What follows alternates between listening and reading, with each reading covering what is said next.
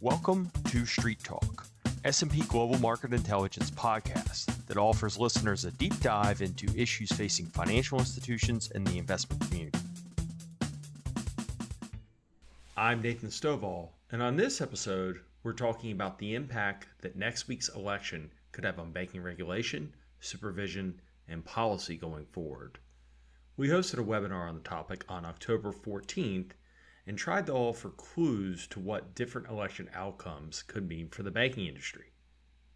I led a discussion with three terrific guests who focused on policy, regulation, and rulemaking for banks. Joining me were Paul Merski, Executive Vice President, Congressional Relations and Strategy at the Independent Community Bankers of America.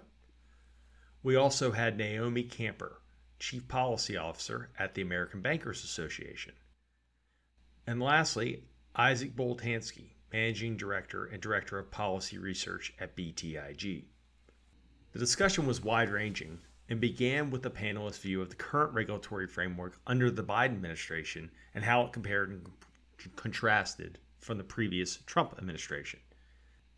The panelists agreed that a Harris presidency could be seen as a continuation of the current regulatory framework for banks under the Biden administration, whereas they noted that a Trump victory could lead to significant regulatory shifts, particularly around consumer issues, fintech, and ultimately be more supportive of bank M&A activity.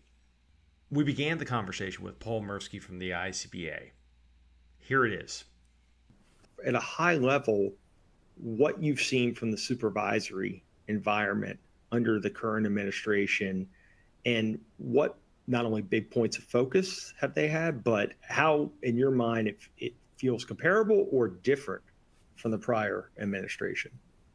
Right. So we had some large bank failures a little over a year ago, and I think that helped set the tone in Washington for increased supervision, increased scrutiny of certain areas of the bank's management, and particularly third-party risk. The good news is that Congress didn't overreact to those bank failures, even though they were the second and third largest bank failures in history. Congress didn't churn out and pass any legislation to impact that. So it really fell upon the various regulatory agencies, and a couple areas that had increased focus was clearly any institutions that have a large amount of uninsured deposits, institutions that have a significant amount of broker deposits, and just the extra scrutiny on how sticky your deposits are at institutions. Another area that has been a big focus is BSA AML. We just saw some very large fines against large banks in the BSA AML enforcement space. I think that's going to continue. We had legislation in 2020 to implement a whole new regime of BSA AML with FinCEN and the Corporate Transparency Act. That's still being implemented, and I think we're going to see greater focus on BSA AML enforcement. So that's something that we're watching very carefully. And really, probably the biggest thing is anyone involved in crypto assets and crypto clients, another big area of focus. Not many banks are highly engaged in that, but that is something that we've seen increase scrutiny. And we could talk about the CFPB, and really they've ramped things up quite a bit, particularly after they won their Supreme Court decision. I think that was May 16th, where they said the Supreme Court said that basically the funding of the CFPB is legal. There was kind of a lull in CFPB enforcements and supervisions. Keep in mind that the CFPB doesn't isn't supervising banks under 10 billion, even though all the rules apply. They're not in there. The primary regulator is in there, but I think we'll see increased scrutiny by CFPB and the whole junk fee campaign and overdrafts and credit card fees and things like that. So I'll stop there, and others might have some other ideas of what's going on. No, great stuff. So definite focus on liquidity and deposit composition post the failures, but also focus on the compliance framework, both from the BSA, AML, but also the consumer. Naomi, what is your view been? You know, what have we seen in terms of supervision, and how do you think it's differed? Sure. I mean, every administration, when it comes in, uses all of the tools at its disposal to push forward big picture agenda items. So across the different sectors. And so one of the things we saw right out of the gate with the Biden-Harris administration was a focus on climate. And we saw that in lots of different areas with the energy sector, et cetera, but we also saw it with the banking sector at the beginning. And so there was a big focus in terms of the regulatory environment on a focus on climate and what were banks doing in terms of their own portfolios. And I think you could say that some analysts or market participants viewed this as problematic because it arguably diverted some of the risk management resources from traditional safety and soundness activities over to new activities focused on climate. People have different views on that and different opinions about it, but I think it's a clear differentiator between the Biden administration and its predecessor administration. I think Paul's exactly right. Lots of focus on, safety and soundness and liquidity. Let me just delve a little bit more into some of the things he said at the end. The focus of the CFPB in terms of the administration's framing on junk fees, I think are especially concerning in the banking industry because one person's junk fee is another person's risk management. So if you take the example, for example, of late fees for credit card issuers, right? Is it a junk fee or is it risk management? And if banks are only going to be allowed to charge $4 for customers who are late paying, are they going to continue to have those customers? Overdraft fees, you could frame in a similar manner, right? And so that's an approach that seems more representative, perhaps, of this administration than the prior, and who knows the future. And then one other thing I want to highlight is what we're seeing in the enforcement area in fair lending and use of statistical correlations to prove malfeasance, especially where you have banks who are new entrants into new lending areas, whether it's through mergers or other forays in, and a lack of a grace period for banks to get acclimated, to make themselves known to new customer bases, and a use of statistical modeling to call new entries out for lacking the numbers in proportionality to the new population base, to the number of applications.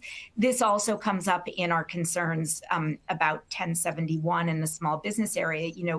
We at ABA and our member banks strongly support the goals of 1071, which is, to make sure that banks are lending fairly and equitably to people of all races and demographics. But the way that it was rolled out, and we're challenging it in court, we think has the potential really to chill small business lending more generally. So I think combined with what Paul said and what I've observed, there's a clear sort of orientation of the Biden administration in regulation and supervision, and we've seen it play out over the last several years. Yeah, and I heard a couple of things there too that actually I think are consistent, where there's a little bit of focus on the price or the fee that a bank can charge for what they think they need to do to compensate for the risks they're taking. And we talked about this on the front end a little bit about, what could you have some unintended consequences maybe of pushing folks away from a business line? And, we've seen that in mortgage over the last decade. And that seems to be a clear difference in terms of what they're facing today from what they faced 4 years ago. Isaac, I want to turn to you and more bigger picture, I guess less about what we have seen, but maybe what could we see? And one of the things I do, I'm lucky enough to follow your research, and I've seen you put out a variety of scenarios of most likely policy actions depending on the different makeups we could get coming out of the election, whether whoever wins the presidency, but also is their party in power and the House and Senate, or is it split? In your mind, what are the biggest policy items for banks that you could see if Republicans have full control, if Democrats have full control, or if there's one of the two splits you could get? Yeah, look, I think a lot of this has to do, obviously, with the administrative state. And so if we start perhaps on a Harris administration, I think that it would be largely a continuation of the Biden administration. The best framing that I've heard, Nathan, is think about it as H.W. Bush taking over from Reagan. You would eventually see some changes to some of these regulators, but by and large, the policy will remain similar. I think that would be true at the CFPB. And the bank regulators, which I know is what we're focused on primarily. So by and large, on the administrative state, I think it's status quo in a Harris victory. If it's a Trump victory, well, he's going to fire the head of the CFPB on day one. He'll probably fire the head of the FHFA, which oversees Fannie and Freddie and the Federal Home Loan Banks. Maybe not on day one, but in the first month or so. And you would see some battles for other bank regulatory seats. The OCC would flip over immediately. The FDIC, I believe you would see a change there under what is now the precedent in light of what happened to Yellen and McWilliams. And in due time, I think you would see a new vice chair of supervision. There's some debate over how quickly that would happen, Nathan, and whether Trump would try his luck in court there. But my point here is you would see the regulatory pendulum shift back pretty aggressively. From a thematic perspective, and look, that's not surprising anyone. I'm not breaking any new ground here. But from a thematic perspective, I think the one area that my clients, which as a matter of context are hedge funds, mutual funds, and private equity shops, my clients are focused on M&A. And I know we're going to talk about this later, but to me, that's the biggest change. We've had 4 years now of what some call new Brandeis thinking on competition policy. Some use the pejorative hipster antitrust if they want to try to make fun of it. But you would see an end to that at the FTC, the DOJ, and I think the bank regulators as well. So you'd usher in, I think, a much more supportive landscape for bank M&A in a Trump administration. The unknown, and I promise I'm going to shut up after this, the big unknown is the big picture, right? I think in a Trump administration, the questions I'm getting are, well, is he going to institute all these tariffs? Are we going to have a massive immigration policy shift? And what does that do to inflation? Those are the unknowns that I think are part of the conversation now on the Trump side specifically. And then finally, it's taxes, right? Taxes. You have $4.5 trillion in taxes expiring at the end of next year. That's the big ticket item. Our call on this is the vast majority will be reauthorized in some way. There's going to be some dials that are turned differently depending upon the composition of Congress. But the most endangered animal in DC is the deficit hawk. So we're going to keep on spending. And you've got to think about that when you think about the shape of the curve. Certainly. One thing I want to pick up there, we're definitely going to get to the M&A piece, but you mentioned sort of Harris being a continuation. Do you think it's fair on some of the pieces you're talking about? You haven't said this, but can we look back to 16 to 20 as the playbook for some of the things in a Trump White House, whether it's CFPB or FHFA, some of those things that we would see change in terms of how they would try to approach it, or is it a little bit too hard to say? Look, I think that's fair. I think I've also started to embrace this idea that the ideological spectrum is obviously a spectrum with the far left and far right. but it's become much more of a horseshoe where the far left and far right agree. And like there are issues like, for example, at the CFPB, Nathan, I could see a Trump administration coming in and saying, goodness gracious, closing costs are up 40% over the past 2 years for mortgages. The Biden folks did a lot of work on this, and there are some proposals. Maybe we should look at it, right? And I think that's one idea, one area that I think is worthwhile. There are obviously some more in the populism bucket, and I don't know if the other panelists want to jump in there, but that's one example. Yeah, Naomi, I would be curious about your view there. And we had talked about this leading up to this, and Isaac just painted an interesting picture where you might have both candidates putting forward more possible populist ideas. What are your views on that prospect and what it can mean? Yeah, look, I think it's a real wild card. I think there's, this going in presumption that a Republican administration is pro-business and a Democratic administration is pro-consumer, whatever that means. And I don't think you can take that for granted anymore on either side. Look at the example, they may frame things differently, but look at the debate that's going on in the national dialogue right now about child tax credit, right? The policies are quite similar. They're framed a little bit differently. But you could see in some of these areas about, mergers. Well, not populists of both parties don't love big. There's a real skepticism about big. There's on interest rate caps. We've always had this funny circumstance where some of the biggest proponents of hard caps are coming from the Republicans. And so I think it's going to depend on the exact individual. For the Biden administration, you have some of the choices for appointments who are really middle of the road, but all it takes is one person at the head of the CFPB who is less moderate, and it can color the entire sort of record of the administration. I think the same could easily happen if we have a new Trump administration. We just don't know. That's interesting. Yeah, so definite wild card. And November might not tell us the answer there. That might take some time to kind of figure out. Isaac, in your mind, what are the big market themes under a Trump White House versus a Harris White House? I know you talked about some of those. Yeah, look, I think it's worthwhile to recognize right now that we are in the silly season of the campaign, and I'm reminded when I have to track everything each campaign says. And I'm reminded of that old Groucho Marx line, I've got principles, and if you don't like those, I've got others. And so right now we're just throwing out ideas for everybody, right? And some positions are changing. Trump was against pot, now he's for pot. Harris was against fracking, now supports fracking. The 10% credit card cap is another great idea, right? That now Bernie Sanders and Trump are for it. It's hard to keep up with a lot of this. And I think a lot of this is just the stuff you say on the trail. But obviously, I agree with Naomi that some of these things are representative of the broader ship, that this isn't our grandfather's Republican Party. At least the Trump version is not. And so, look, for me, I'm most interested. Oh, there's Paul. Now we can keep going.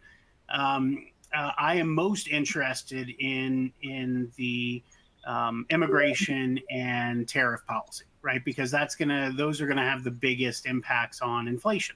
And obviously, I think that's something that the market really doesn't have its arms around. Most investors I talk to don't think that Trump is going to institute a 10% universal baseline tariff, as he has discussed, or a 60% tariff on every good from China. But no one can be sure. And that's going to be a tool in the toolbox. Couple that with immigration, enforcement, both at the border and internally. And I think that you have a true belief in certain corners of the market that you will have upward pressure on inflation. And you add in there the complexity of trying to influence the Federal Reserve and impact its independence through jawboning or other means. And I think that you have the recipe for some uncertainty with the curve and from an investment perspective. So that's the big ticket item. There's a bunch of other little things, Nathan, that we could spend all day on. Will Fannie and Freddie's conservatorship end? Things along those lines. But from my doing these types of calls and our client conversations, it's really how far will we go on immigration and tariffs, because that's going to impact everything. Paul, I want to give you a chance to chime in on sort of the broader populism, the debate, or not even debate, discussion. How do you think about that in terms of impacting policy and kind of this maybe odd place to put it, where you have the two sides who don't seem to come together that much, maybe agreeing on the far end there on some pieces? Right. I think Isaac hit on it. Whoever you appoint is pretty much in the policy position, and should there be a turnover in administration, there's literally in Washington D.C. 2,000 plus jobs that the administration gets to select. 1,200 of those jobs get approved by the United States Senate, so you could see a dramatic turnover in all the regulatory agencies, from the Federal Reserve, OCC, FDIC, CFPB, the whole alphabet soup of who would be in those positions. It would take time, but you could see a dramatic shift. So it all depends on the elections.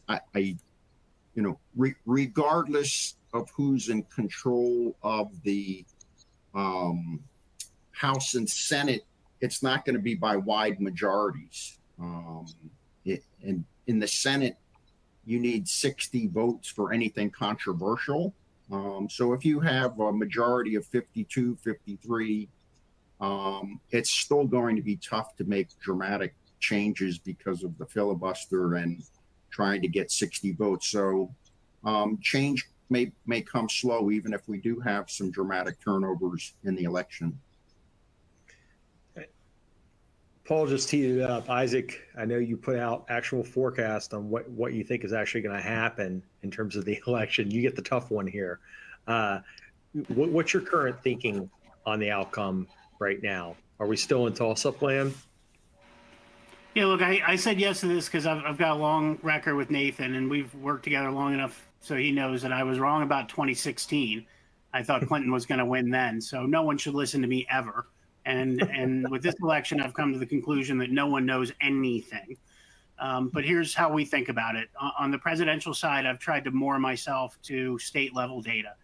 The 7 swing states that decide this, well, I look at what voters say animates them and will lead to their choice in the election. And by a large margin, they say the number 1 issue is the economy. The number 2 issue is immigration. Trump leads on both of those in every swing. So our odds are 55% Trump. They've been there for a while.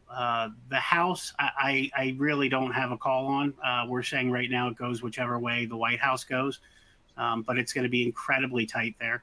And the Senate's the one where you can actually say with some confidence that we think with 75% likelihood that the Senate is going to Republican hands. I just struggled to see John Tester in Montana holding on, and Sherrod Brown in Ohio holding on. Those are 2 tough races for Democrats.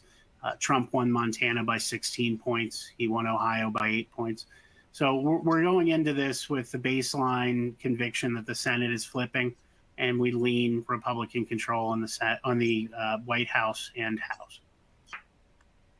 We then shifted the conversation to talk about bank M&A activity and how it could be impacted by the election. Under the current administration, we've seen that many deals require additional capital to move forward, and transactions, particularly larger ones, have faced longer regulatory approval timelines. We asked the panelists how they thought the M&A environment would change as a result of the election. And Isaac, you already gave us a little sneak peek here, but what's your view on the election and changing the M&A environment? Do you think a change in administration is a sea change there if that actually does occur? Yeah, look, I think the simple answer is yes. The one caveat is J.D. Vance, the vice presidential nominee on the Republican side, has offered positive commentary regarding Lena Khan, who is the head of the FTC. And again, this goes to what Naomi and I talked about in terms of the horseshoe effect of the ideological spectrum. I think that means big tech won't be able to do much. But on bank land, I think that we'll have, I think, honestly, there's enormous pent up demand. And I think that that's going to come through. I also think that there's going to be lots of activity around certain thresholds, right? I think banks just under 100 billion are gonna say now's the time to leap over while we're figuring out Basel III endgame and applicability, because these asset thresholds just keep going lower and lower in terms of the expansion during Democratic administration. So the simple answer is yes, more. Yeah, Naomi, what's your view here? So my view, I have lots of views, but it's 154. I mean, first of all, if policymakers don't like the idea of mergers and consolidation, then they should calibrate the regulatory environment so that banks can continue to succeed and thrive on their own. They've clearly made the decision to put in regulation and burdensome regulation, we call it the tsunami of regulation, that forces banks to seek scale. And yet then when they go to seek scale, they're stymied on that side too. And yet there's also complaints about, oh, why is all the financial activity going into the unregulated shadow sector? So my hope is that no matter who is in charge, there is a holistic view and understanding that these things all relate to each other. So if you want to do burdensome regulation, then you should make it possible for institutions to merge, and you should make it so that banks can merge with other banks instead of having to be purchased by a credit union because they have a different set of standards and economics because of their tax preference. So whether that applies, whether it's going to be a different situation in a new Republican administration or in a Harris administration, we actually think that something's got to give, because the current situation where you just have backlogs, lack of transparency, and institutions wanting to do the right thing by their customers and just literally unable to comply with the flow, something's going to have to change. A quick follow-up there to you. I mean, something I hear from the advisory community a lot is they make an argument that from a systemic standpoint, if you're worried about systemic risk, you should create regional champions to compete with those who do pose systemic risk. And that's not my bias on systemic risk. We've already said who they are, right? We've already designated those institutions. Is that something that the ABA or others have put up there, or maybe even said differently? Is that something that you hear on the Hill? And do you think that lands ever, that there's some understanding that maybe the best way to get away from risk at the very top is to create more larger regionals? Look, our members all up and down the size spectrum will make analogous arguments in relation to whoever their big brother or big sister is right there. So I don't, not to say that this isn't like a really interesting point you're making. I think we hear it from lots of different sources, whether it's economists, whether it's lawmakers, whether it's bankers themselves. If you don't let me do this, there's no way I can compete here. And it keeps going up. So it starts with the 700, or the $500 million bank in, the heartland wanting to merge with its neighbor. But I also think that what's really important is for the ecosystem to recognize that there are sources of non-bank competition that may have different rules, and it all needs to be considered collectively. Certainly. And, Paul, I'd love to give you a minute to chime in here and to that last point. Particularly, the vast majority of deals involve smaller institutions. But to Naomi's point, we continue to hear to push for scale. We're seeing that investors are paying up more for scale. That wasn't always true going back a long period of time. The bigger guys might trade a lower multiple, but now the bigger you are, the higher multiple you tend to get. How do you think about M&A and where it could go in terms of the regulatory treatment of it with even community banks? Right. Well, I think a lot of it is driven by the desire to get scale because of the harsh regulatory treatment. And particularly if you want to go over 10 billion, you don't want to go just over 10 billion. You want to go big or go home, because the rules and regulations that kick in over 10 billion are so onerous that you have to go much larger than that. So I think unless there's, some regulatory relief, we're going to see these mergers continue. I know both the Republican members of the FDIC, Hill and McKernan, voted against this most recent M&A proposal. So as Isaac said, depends on the administration of what's going to happen with the M&A environment going forward. Well, great. I appreciate that point and all your points.